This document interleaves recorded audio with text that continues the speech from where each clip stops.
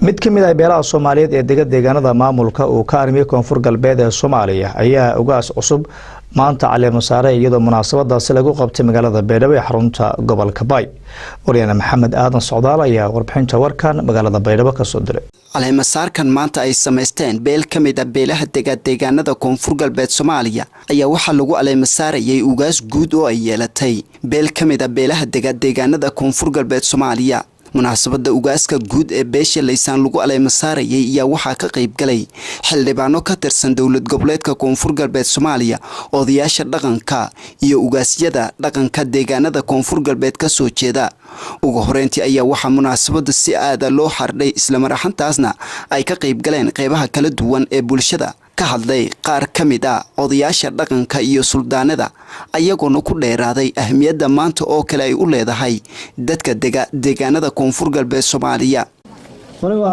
dhibaato jarta yalan walbana macnaha aragi dad badan roogan laakiin isbedel ka mayba ku muuqda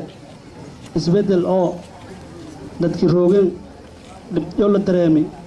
oo shacabkii dadkaas matalaayeen taladii holland daacade dadkay tolshay shacabshay adeegow intii sameeysan maadaama dadkii hordaan roogeen langeedii tolka ku fiirsaday waana naskarahi waana aragtay waajibaadkii ku weeray tolshay saaradi inuu sufuri yusuuf fadow tolka saaslayba aragtay hanqas aasay ilaa dibintuu sigare loo weeriyo saas dartiye ما إلهي كتوغانه إني أولاسكو وين لساري إلهي لقاله ونونا ضايانا وانا قرب سرمانا وانا نشاقيانا ملاقة تقلي مرفليا كويلة دايانا سوق وير يوم وير دايانا يوم ملاقة ملاق شو كويلة ده وانا بلا خصوص كويلة سراج مدة وما رأيه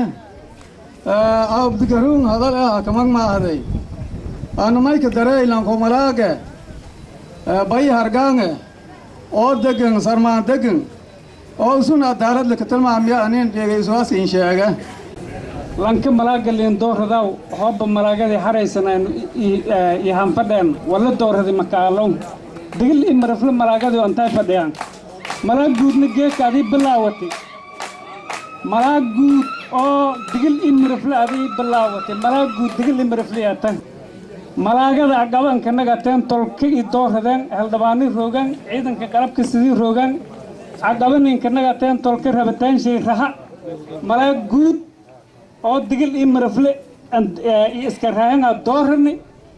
asinna la shaqaya qaadada malaagada oo shacabku soo dooradaha qaadada. ugu dambeyntii ugaaska guud ee beel ka mid ah beelaha deegaanada koonfur galbeed Soomaaliya oo maanta lagu caleemo saaray magaalada Baydhabo ayaa dhankiisa goobta ka hadlay isagoona sheegay in dadka dooranaya wax badan uu u qaban doono iyo Soomaalida oo idil ma sintiin intii shirkuhu ku qayb galay ilaahay inuu waaday martuul sanad qoyti dadka Soomaaliyeed iriiriin hergalo hayo oo ay tahay أنت نسكوي أو سببكم موجوهاي ما سنتين إلهي سبب شسنسي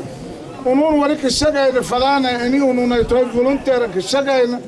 دتكونوا كطلنا ونون كالشجع نيوا سرقنا. munaasabada caleemo saarka oo ay goobjoog ka ahaayeen baxda fanaaniinta ayaa ugu dambeyntii waxa goobtaasi ay ku soo bandhigeen heeso ka turjumayay muhiimadda ay leedahay